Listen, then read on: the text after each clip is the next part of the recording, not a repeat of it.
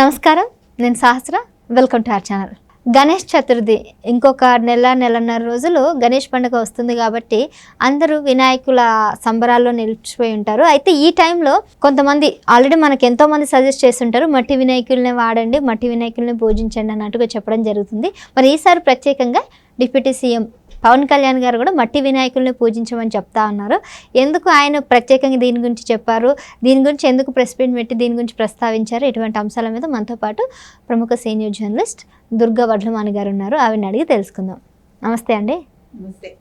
So deputy CM ఈసారి గణేష్ చతుర్థికి మట్టి వినాయకుల్ని పూజించండి అనేసి ప్రజలందరికీ కూడా సూచనలు ఇస్తున్నారు. సో అంటే ఎక్కువగా ఎందుకు దీని మీద ఫోకస్ చేస్తారంటారు అతను? సెప్టెంబర్ 7 ఈ సంవత్సరం వినాయక చవితి అండి. సో వినాయక చవితిని పురస్కరించుకొని ఆయన ఏమన్నారంటే మీరు మట్టి వినాయకుల్నే పూజించండి అని అధికారులకు కూడా ఆదేశాలు జారీ చేశారు. ఆయన అందరికీ చెప్పండి అని. దానికి కారణం ఏంటంటే ఆయన అటవీ పర్యావరణ శాఖ మార్చులు కాబట్టి తన శాఖలకి ఆయన న్యాయం చేస్తున్నారని మనం అనుకోవాలి. ఎందుకంటే ఈ రంగులు ఇవన్నీ వాడడం వల్ల అవన్నీ న్యాచురల్ కలర్స్ కాదు కదండి. అందుకని అవి వాడటం వల్ల పర్యావరణం కూడా దెబ్బతింటుంది. అందుకోసం మట్టి వినాయకుళ్ళు అయితే మంచిది అనేది ఆయన ఉద్బోధ.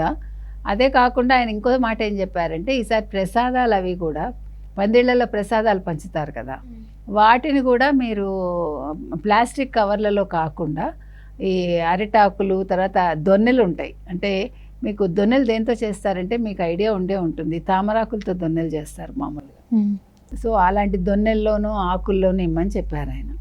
అంటే అక్కడ కూడా మళ్ళీ ప్లాస్టిక్ వాడొద్దు. ఇప్పుడు మళ్ళీ అవి కూడా ప్లాస్టిక్ తీసుకొచ్చి పెట్టద్దు అనేది. ఇప్పుడు ఒకటి ప్లాస్టిక్ వాడద్దు, రెండు ఈ రంగులు వాడద్దు, అక్కర్లేని రంగులు. అదే విధంగా అసలు ఈ కవర్లు ఏవైతే వాడతామో ప్లాస్టిక్ కవర్లు అలాంటివి వాడొద్దని ఆయన చెప్పారు. సో ఇది చాలా మంచి మాట కదండి. అంటే అందరికీ తెలియదని కాదు, కానీ ఒక బాధ్యత గల మంత్రిగా, ఒక బాధ్యత గల ఉప ముఖ్యమంత్రిగా ఆయన ఈ మాట ఆంధ్రప్రదేశ్ ప్రజలకు తెలియజేశారు. పైగా ఈసారి ఆయన పర్యావరణ శాఖని తీసుకున్నారు కాబట్టి దాని మీద ఎక్కువ దృష్టి సారించారు. సో ఇంకా ఆ నేపథ్యంలోనే పర్యావరణానికి ఎటువంటి భంగం కలగకుండా ఎటువంటి నిర్ణయాలు తీసుకున్నారంటారా? అంతేనండి. ఎందుకంటే మనం ఎప్పుడైతే మీకు అసలు మామూలుగా కూడా మన ఇళ్లల్లో అరిటాకులో తింటే ఆ టేస్ట్ వేరుంటుంది, మీకు తెలుసు కదా. అదేవిధంగా మీరు ఎప్పుడైనా బాదం ఆకుల్లో పెట్టుకుని తిన్నా బాగుంటుంది. ప్రసాదాలు అవి కూడా బాదం ఆకుల్లో కూడా ఇవ్వచ్చు. మీకు బాదం చెట్టు ఉంటే ఆకులు కోసి కేసరి కానీ హల్వా కానీ హనుమాన్ జయంతి రోజు ఇస్తూ ఉంటారు కదా. ఎందుకంటే ఆ ఆకు వల్ల ఒక టేస్ట్ వస్తుంది మనకి, ఆ రుచి ఇంకొంచెం ఎక్కువ అవుతుంది మనకి. అది అనుభవంలో కానీ తెలియదు, చెప్తే మామూలుగానే ఉంటుంది. సో అంటే ఏదైనా కూడా ఆ టేస్ట్ అనేది మారుతుంది. ఇప్పుడు వినాయకుడు అనేది యాక్చువల్గా మనం కథ తీసుకుంటే పార్వతీదేవి నలుగుపిండితో చేశారంటారు. ఆ తర్వాత ఏమైంది, ఇప్పుడు మనం ఈ కొత్తదనాలు వచ్చి పెద్ద పెద్ద విగ్రహాలు పెట్టడం వచ్చి ఇంకొక రకంగా ఈ పండగ ఎలా తయారైందంటేనండి, ఒక యవనాలి మన దగ్గరుండే మనం ఆ గొప్పతనాన్ని చూపించుకోవటం, లేకపోతే పందిళ్లలో మీరు ఇంత విగ్రహం పెట్టారా మేము దానికంటే పెద్దది పెడతాం, కాదు మీరు ఎన్ని అడుగులు పెట్టారు దాన్ని మించి ఇంకో అడుగు ఎక్కువ పెడతాం. ఒక పోటీతత్వం వచ్చేసింది తప్ప, అంటే భక్తి కంటే కూడా పోటీ, తర్వాత ఏమో ప్రజల్లో చూపించుకోవాలనే తపన, ఇవన్నీ కూడా మన అంటే ఈ పెట్టే వాళ్ళందరిలో కూడా ఎస్పెషల్లీ యూత్. ఇప్పుడు నవరాత్రులు బాగుంటాయండి, మనకి వినాయక నవరాత్రులు చాలా చక్కగా జరుగుతాయి, జరుపుకుంటాం, అందరం ఆనందంగా కలుస్తాం, అంతవరకు మనకు అబ్జెక్షన్ లేదు. కానీ ఈ పోటీతత్వం వల్ల ఏమవుతుందంటే పిల్లలు కూడా ఈ వినాయక చవితికి ఇప్పుడు మీరు తీసుకున్నారంటే ఒక్కొక్క వీధిలో 10 వినాయకుళ్ళు అవసరమండి. అది వాళ్ళు సరదా అనుకుంటున్నారు, ప్రతి దగ్గరికి వెళ్ళి.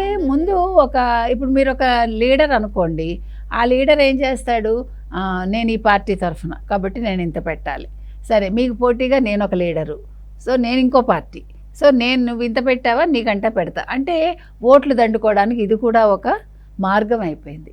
అంటే పండగలు కూడా ఎలా తయారయ్యాయంటే రాజకీయ రంగు పులుకున్నాయి. ఎక్కడ చూసినా ఇది ఎక్కడ ఎక్సెప్షన్ లేదండి.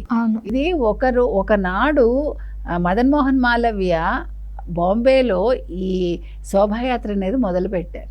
అది మంచి కోసం, ఒక హిందువుల్లో ఒక ఐక్యత కోసం ఆయన తీసుకొచ్చారు ఆ రోజు. దాన్ని ఈరోజు వీళ్ళు అసలు మీరు చూస్తే గల్లీలో కావచ్చు, వీధిలో కావచ్చు, వాడలో ఇది ఒక డబ్బులు దండుకునే ఒక ప్రక్రియగా మారిపోయింది. అంటే హిందూ పండగలంటే 10 మంది 10 రకాలుగా డబ్బులు అంటే ప్రజల నుంచి దండుకోవచ్చు, లేదు మనం దీన్ని ఉపయోగించుకోవచ్చు ఈ పండగని ఒక ఆయుధంగానే అనుకుంటున్నారు. ఇది మిగతా మతాల్లో ఇలా కనిపించదు మనకి.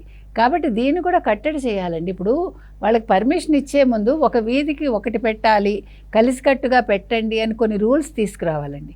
ఎందుకు చెప్తున్నామంటే పండగలు అనేవి ఒక మంచి వాతావరణంలో అందరూ కలిసికట్టుగా చేసుకోవటానికి తప్ప ఈ విడిపోయి రాజకీయాలు తీసుకుని వచ్చి లేకపోతే రాజకీయ నాయకులు కలిసి ఈ రకంగా చేయటం అనేది తగదు.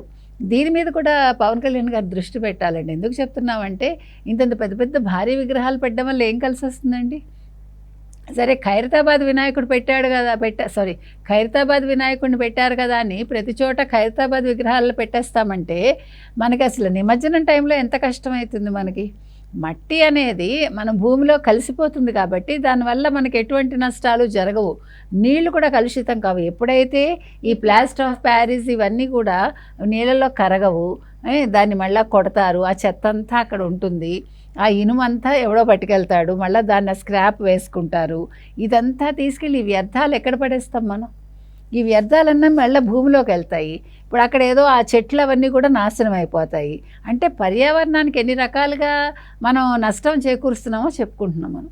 కాబట్టి పండగ అనేది ఒక అంటే భూమిని ఎండబెట్టకూడదు, ఎట్ ద సేమ్ టైం పచ్చదనాన్ని కోల్పోకూడదు. ఒక పండగ వల్ల అందరూ కూడా ఆనందంగా జీవించాలి తప్ప మన ఆరోగ్యాలు పాడు చేసుకోకూడదు. ఇన్ని కలిసికట్టుగా ఉన్నాయండి. ఒక చిన్న విషయంలో మనం అనుకుంటున్నాం ఒకటే పండగ కదా, ఏముంది ఇందులో వినాయక చవితి కదా అని. వినాయక చవితికి మనకు తెలిసి అంటే మీకంటే మేము పెద్దవాళ్ళం కాబట్టి మా చిన్నప్పటి నుంచి మేము మట్టి విగ్రహాలే పూజించాం. ఇప్పుడు మీరు కూడా అదే చేస్తున్నారు. కాబట్టి ఇది అందరూ దృష్టిలో పెట్టుకుని ఈరోజు పవన్ కళ్యాణ్ గారు చెప్పినట్టుగా, ఇవాళ పవన్ కళ్యాణ్ గారు కొత్తగా చెప్పలేదు, ఆల్రెడీ ఉన్నదాన్ని ఆయన ఒక మంత్రి కాబట్టి మంత్రిగా బాధ్యతలు తీసుకుని ఆయన బాధ్యత ప్రకారం మీరందరూ కూడా మట్టి వినాయకులు వాడండి. అదేవిధంగా ఆ రోజు పందిట్లో మీరు ఈ ప్రసాదాలు పంచేటప్పుడు పందిళ్ళలో కావచ్చు ఎక్కడైనా సరే మీరు చక్కగా అదేంటది ఆకులతో చేసిన దున్నెలు లాంటివి, తర్వాత ఆకులు కానీ అట్లాంటివి వాడండి అని చెప్పారు. సో దీన్ని మనం సదుద్దేశంతో తీసుకోవచ్చండి. తీసుకుని ఈసారి పండగని మనం పర్యావరణ పరిరక్షణలో భాగంగా చేసుకుందాం. Right madam, thank you.